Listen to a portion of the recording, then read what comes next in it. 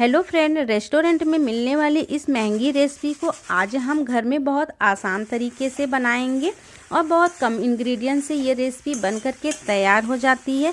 बच्चों को तो इतनी ज़्यादा पसंद आएगी कि ये बच्चे हफ्ते में 2 बार ज़रूर आपसे ये रेसिपी बनवाने वाले हैं। इस रेसिपी को बनाने के लिए बहुत ज़्यादा इंग्रेडिएंट्स की ज़रूरत नहीं है, बेसिक चीज़ों से ही ये रेसिपी बन जाएगी। बस हम इसे एक नया स्वाद और नया लुक देने की कोशिश किए हैं। तो चलिए इस रेसिपी को बनाते हैं। हाय फ्रेंड, कैसे हैं आप सब। आशा करती हूँ कि आप सब अच्छे होंगे। तो फ्रेंड, आज जो नाश्ता बनाऊंगी ना, तो ये नाश्ता आप लोगों ने बनाया तो कई बार होगा और खाया भी कई बार होगा, लेकिन आज मैं जिस तरह से बनाऊंगी ना, इस तरह से गारंटी है कि आप लोगों ने अभी तक नहीं बनाया होगा। तो चलिए इस नाश्ते को बना लेते हैं। और अगर आज की रेसिपी पसंद आएगी तो लाइक सब्सक्राइब जरूर करिएगा। तो चलिए इस नाश्ते को बना लेते हैं। तो आज का जो नाश्ता है ये बनेगा, ये छोटे वाले जो बेबीज पोटैटोज आते हैं ना, ये नाश्ता उससे बनेगा। तो चलिए, तो इस रेसिपी को बनाने के लिए हमें यहाँ पर छोटे आलू की ज़रूरत है और इस छोटे आलू को हम भगोने में ही बॉयल किए हैं। 80% हमें बॉयल कर लेना है। कुकर में बॉयल करने से ये बहुत जल्दी ओवर कुक हो जाते हैं, और अगर आप कुकर में बॉयल करिएगा तो बस एक सीटी लगा करके ढक्कन को खोल दीजिएगा और उसे एक छन्नी में छान करके ठंडा पानी ऊपर से डाल दीजिएगा और फिर एक कॉटन के कपड़े से उसके सारे पानी को हमें सुखा लेना है। सारा पानी सुखाने के बाद फ्रेंड, इस तरह से आप एक एक करके सारे आलूओं के जो है कि पानी एक्स्ट्रा जो है हमें सुखा लेना है और इस तरह से सूख जाना चाहिए पानी इसका। और आप चाहें तो इसके छिलके उतार सकते हैं। मैं बिना छिलके उतारे बना रही हूँ। इसे कोई छोटे आलू के छिलके नहीं उतारने से भी कोई दिक्कत नहीं होती है, ये मुंह में जाकर के घुल जाते हैं। और अगर आपके आलू के छिलके मोटे हैं तो आप उसे ज़रूर उतार लीजिएगा, मोटे छिलके वाली आलू है तो, और उसे अपने हथेलियों से दबा करके कुछ इस तरह का आकार दीजिएगा। बहुत ज़्यादा हमें चपटा नहीं करना है, नहीं तो ये टूट जाएंगे, इसलिए बहुत हल्के हाथों से प्रेस करके बस इस तरह से ही आपको आलूओं को दबाना है। इसके लिए अब आगे बनाने के लिए हम एक स्लरी तैयार करेंगे। तो ये स्लरी तैयार करने के लिए यहाँ पर हम 2 चम्मच मैदा लिए हैं, 1 चम्मच भर करके कॉर्नफ्लोर लिए हैं। उसके बाद हम इसमें थोड़ा सा नमक ऐड करेंगे।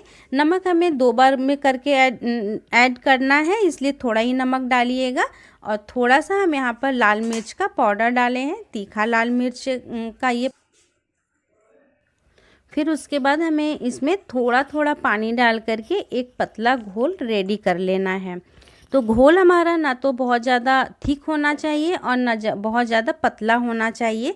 ऐसा हो कि हमारे जो पोटैटोज़ हैं उसको जब हम इसमें डीप करें तो एक लेयर बन जाए। तो यहाँ पर जो है कि मेरा घोल भी रेडी हो गया था और इसे एकदम मतलब कि या तो चम्मच से फेंट लीजिएगा और या फिर आपके पास मतलब इस तरह का विस्कर होगा तो विस्कर से आप इसे मतलब फेंट लीजिएगा।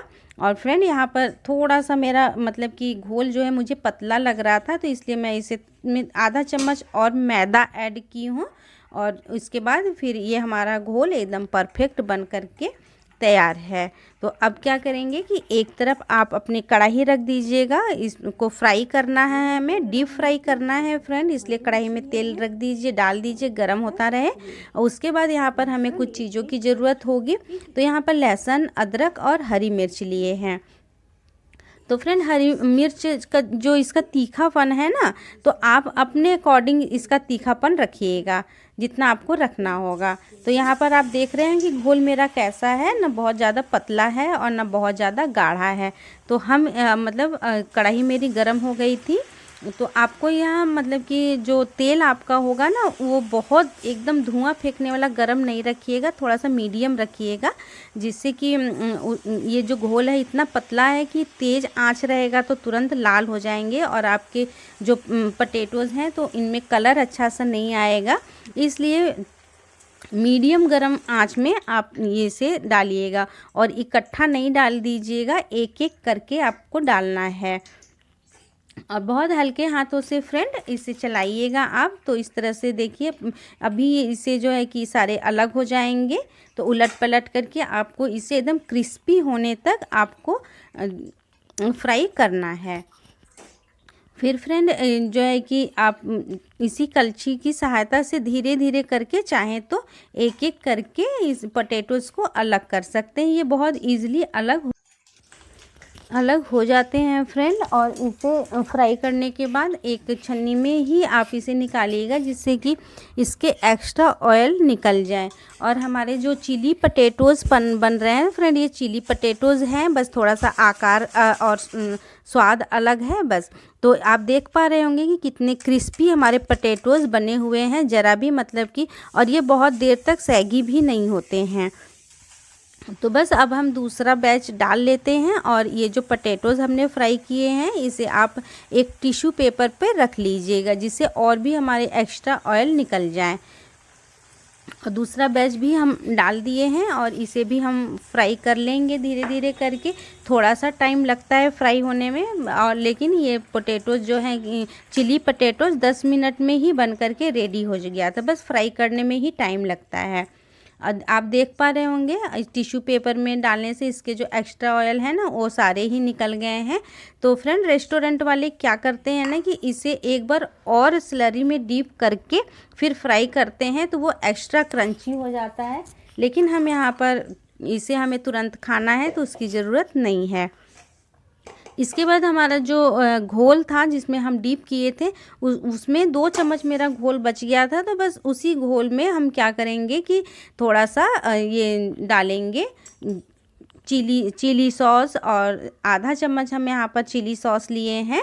और फ्रेंड अगर आपका स्लरी नहीं बचा होगा तो आप क्या करिएगा कि आधा चम्मच से भी कम मैदा, और आधा जितना मैदा लीजिएगा उतना ही आप कॉर्न स्टार्च ले लीजिएगा।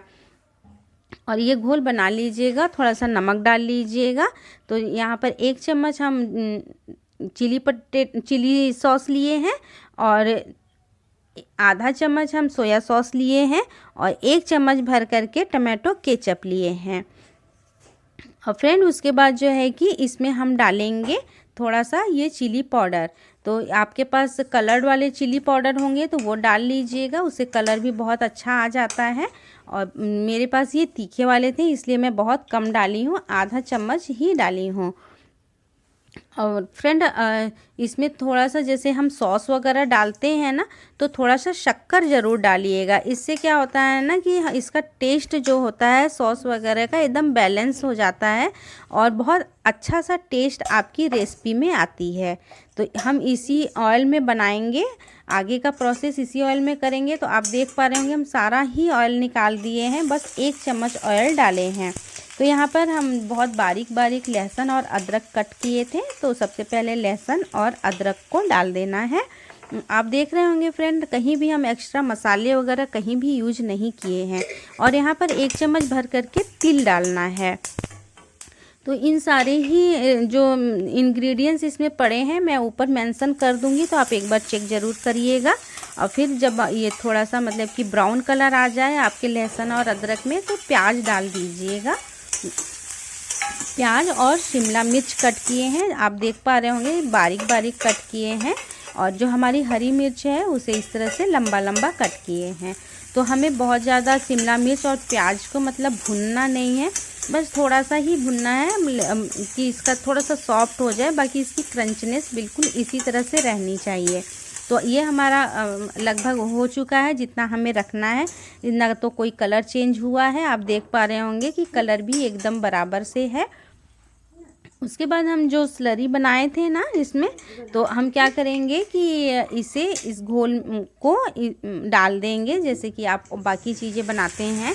तो यहाँ पर जो है कि थोड़ा सा मुझे थिक लग रहा है तो थोड़ा सा आप पानी डालिएगा। तो आप यहाँ पर अगर आप ये मतलब चिली पटेटोज़ को रोटी वगैरह से खाना चाहते हैं तो आप थोड़ा सा पानी ज़्यादा डाल दीजिएगा। और एज ए स्नैक्स खाना चाहते हैं तो आप क्या करिएगा कि आप पानी यहाँ पर बहुत थोड़ा सा रखिएगा, क्योंकि पानी जब ज़्यादा हो जाएगा तो हमारे जो पटेटोज़ हैं जो फ्राई किए हैं उनका क्रंचनेस जो है कि वो ख़त्म हो जाएगा जब आप ग्रेवी वाली बनाएंगे। और जब आप इस तरह से ड्राई बनाएंगे फ्रेंड तो आप जब खाएंगे तब तक उसका क्रंचनेस एकदम वैसे ही रहेगा। करीब 10 मिनट तक ये बिल्कुल वैसे ही रहते हैं।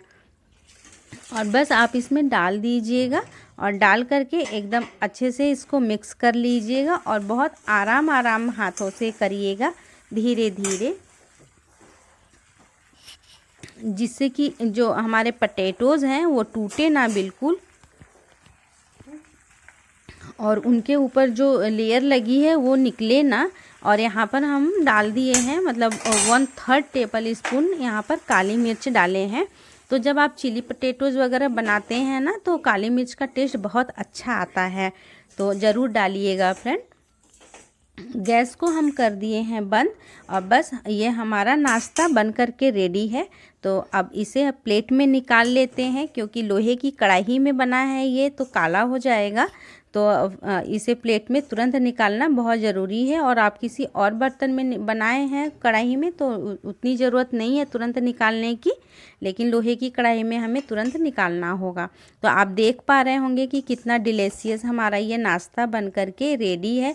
जो हमारी रोज़ की खाने की चीज़ें हैं बस उन्हीं चीज़ों से ये हमारा नाश्ता बन कर के रेडी हो गया है, लेकिन देखने में और कितना डिलीशियस लग रहा है ये आप खुद भी आपको महसूस हो रहा होगा। तो बताइएगा फ्रेंड कि आप लोगों ने कभी बेबीज़ पटेटोज़ की रेसिपी इस तरह से बनाई है? अगर बनाई है तो मुझे ज़रूर कमेंट करिएगा। और आप मेरी वीडियो कहाँ से देख रहे हैं ये भी कमेंट किया कीजिए। और रेसिपी पसंद आएगी तो लाइक शेयर सब्सक्राइब ज़रूर करिएगा। तो प्लेटिंग कर लिए हैं फ्रेंड, और ऊपर थोड़ा सा तिल डाल दीजिए करके डेकोरेट कर दीजिएगा। तो आप बताइएगा कि आप किस रेस्टोरेंट में ये वाली रेसिपी खाए हैं और मेरी रेसिपी आपको उसके अकॉर्डिंग कैसी लगी। तो ठीक है फ्रेंड।